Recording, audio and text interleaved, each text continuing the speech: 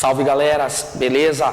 Então, tô aqui de novo no canal do professor Marcos Aba, apresentando para você um vídeo muito bacana sobre ainda o tema circuitos elétricos, beleza? A gente vai bater forte nesse tema aí, essencial para você fazer a prova do Enem, então não esquece, acompanha a gente, se inscreve aqui no canal do professor Marcos Aba, se inscreve no meu canal, acompanha aí o meu site www.profjavanelli.com, lá você vai encontrar material gratuito para você fazer download, para fazer exercício e assim por diante, tá bom? Então vamos iniciar? Olha só, o que acontece? Se você está acompanhando essa sequência de vídeos, você já deve ter visto um vídeo que nós conversamos sobre a teoria de corrente elétrica, ok? Nesse vídeo de corrente elétrica, eu defini o que era a corrente elétrica. Corrente elétrica é o movimento ordenado dos portadores de cargas elétricas, beleza? Agora, a proposta que eu tenho para você nesse momento é entender o que causa a corrente elétrica. Muito, muito importante para a gente dar sequência à teoria de circuitos elétricos. Então, vamos entender? Olha só. Qual que é a proposta? Então, é o seguinte, a gente vai voltar aos primórdios das origens das cargas elétricas. Então, você vai visualizar que aqui, né, eu tenho uma estrutura de carga elétrica, que a gente tem um hábito de chamar de carga fixa, carga geradora. É uma carga elétrica, né, um corpo dotado de carga elétrica, e esse corpo dotado de carga elétrica, digamos que ele seja um cara que está com excesso de prótons, ou seja, está com falta de elétrons, carga positiva.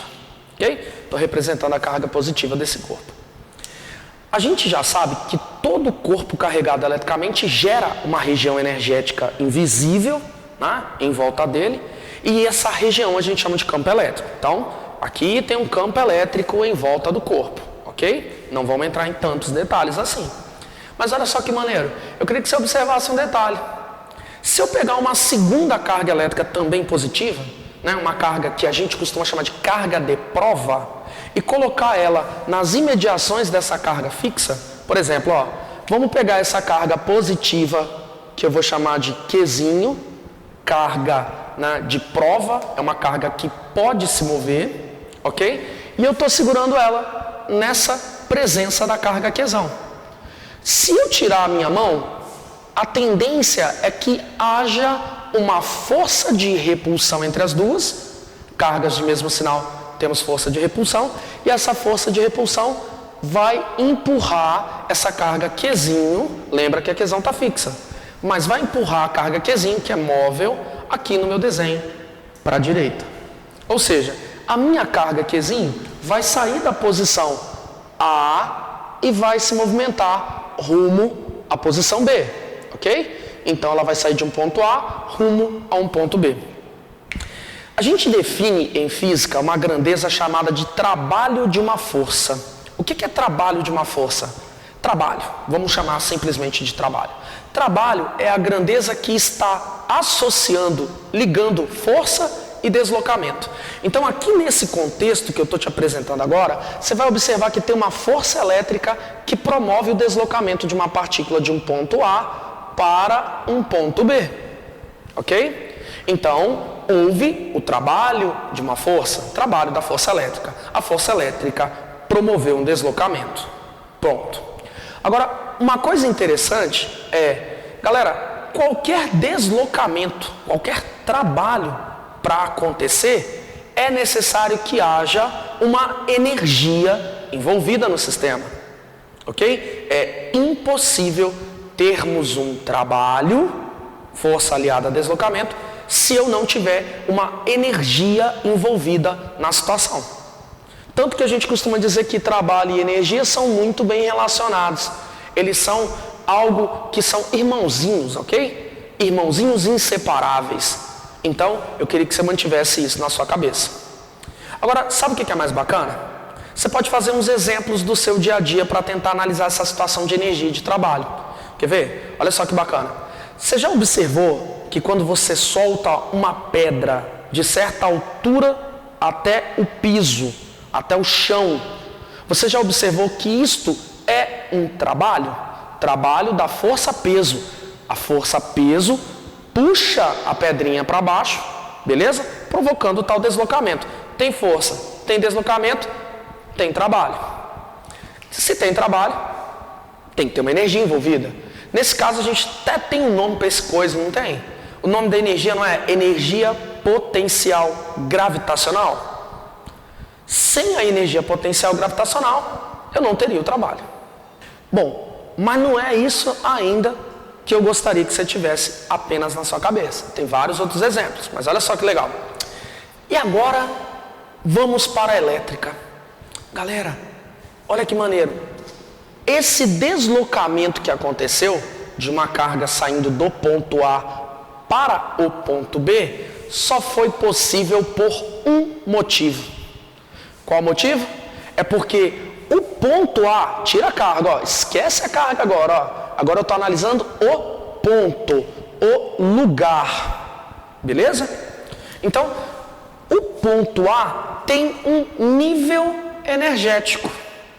O ponto B tem outro nível energético.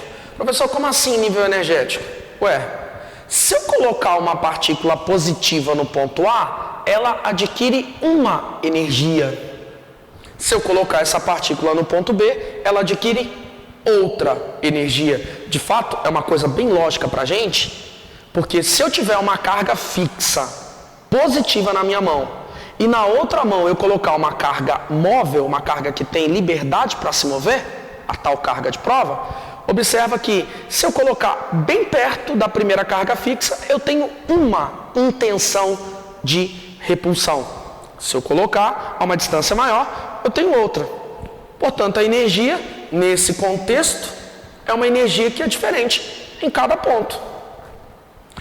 Galera, isso de movimento, isso de trabalho, só acontece porque eu tenho dois pontos com energias diferentes. Eu tenho dois pontos, melhor dizendo, com níveis energéticos diferentes. O nível energético de um ponto do campo elétrico é chamado de potencial elétrico. E só é possível ter o movimento de carga quando eu tenho uma diferença de potencial elétrico. Ok? Então, o movimento só acontece quando eu tenho diferença de potencial. Olha que bacana. Você já observou, se você tivesse, por exemplo, uma mesa, tá aqui a mesa, ó, tudo bonitinho, sua mesinha, ó. E se você colocar uma bolinha sobre esta mesa, a mesa é perfeitamente horizontal, ok? Você já observou que a força peso não provoca um trabalho, um deslocamento dessa bolinha? Sabe por quê? Tipo assim, ó, eu tenho certeza absoluta que essa bolinha jamais vai se movimentar deste ponto A para este outro ponto B de forma natural, de forma espontânea pela ação do peso. Não vai acontecer isso de jeito nenhum. Mas professor, por que não? Ué, porque tanto o ponto A quanto o ponto B estão em uma mesma altura, em um mesmo nível energético. Aqui não tem dois pontos com potenciais diferentes. Agora, se você pegar esta bolinha e colocar a uma certa altura do piso, do chão, e abandonar essa bolinha do ponto C, eu tenho certeza que ela vai cair rumo ao ponto D. Mas professor, por que esse movimento vai acontecer? Porque eu tenho uma altura em C, eu tenho outra altura em D. Tenho dois pontos com energias potenciais diferentes. Dois pontos, melhor dizendo, com potenciais diferentes. É a diferença de potencial que causa movimento. Movimento de carga elétrica só acontece por conta de uma diferença de potencial. Não esquece disso, beleza? Professor, isso então vai me explicar por que uma pilha tem que ter dois polos. Perfeito, pessoal. A gente costuma dizer nos exercícios de física que a pilha é uma fonte de diferença de potencial. É por isso que ela tem um polo chamado de positivo e um outro chamado de negativo. São dois polos que possuem níveis energéticos diferentes para criar o movimento de carga, que é a corrente elétrica, quando eu ligo este elemento a um circuito. É por isso que tradicionalmente as tomadinhas têm 2 buraquinhos, não é? Ô professor, a tomada lá de casa tem 3 buracos. Galera, 3 pinos, um terceiro pino, na verdade é uma conexão com a terra. Não é algo fundamental para o funcionamento elétrico do aparelho. É algo importante para a nossa segurança. A gente vai falar lá na frente sobre ligações à terra, ok? Agora, para o funcionamento elétrico do aparelho, é suficiente 2 pinos. Observa o seu carregador de celular. Ele tem 2 pinos de entrada, de conexão com a tomada, não é? Para ter o quê? Uma diferença de potencial.